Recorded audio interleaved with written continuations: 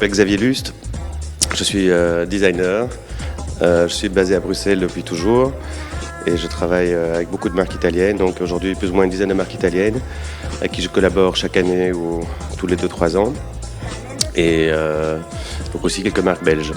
Je travaille dans différents secteurs ou territoires du design, donc mon travail principal est dans le design industriel pour les marques comme je viens d'expliquer, mais aussi pour des galeries, donc des séries limitées, comme cette pièce qu'on voit ici derrière moi, qui est un miroir appelé Blob, fait à partir d'une tôle d'inox poli, miroir, et déformé. Donc c'est un peu un axe que j'ai exploré il y a une dizaine d'années et qui a donné pas mal de résultats, qui est en fait la déformation de surface plane de métal.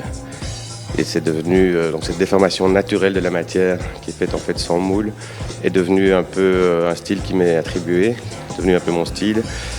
Et donc j'ai fait beaucoup de pièces comme ça au début des années 2000 et aujourd'hui encore. Mais aussi aujourd'hui j'aime diversifier les types d'applications et de formes, donc je n'ai pas envie de m'enfermer dans un style parce que ça a des avantages mais aussi des inconvénients.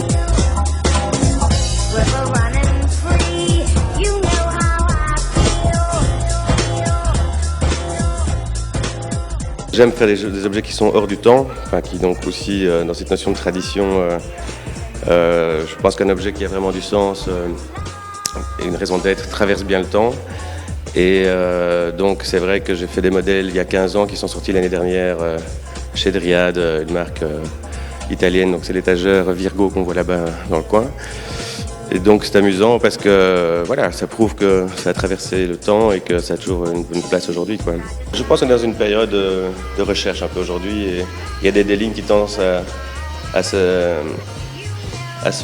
marquer.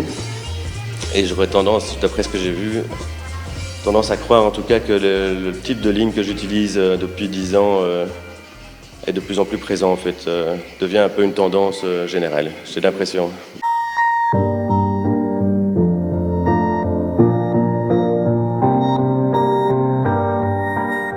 D'abord, c'est un métier assez à la mode, on va dire, mais on se rend compte aussi que le design avait une vraie utilité. Le bon design, donc être bien assis, être dans un univers agréable, c'est un luxe, quoi, c'est un plus qui a une vraie valeur. Et aussi pour des produits ou pour des sociétés, entreprises qui soient bien dessinées, ben, ça change tout. Enfin, je veux dire, j'ai pas besoin de parler d'électroménager mais bon, c'est valable pour tout, absolument tout. Si c'est bien dessiné, ça coûte pas plus cher d'être bien dessiné. Et d'avoir un plus qui fait la différence avec la concurrence. Donc finalement, le design a vraiment une place de plus en plus importante dans l'économie aujourd'hui, de manière générale.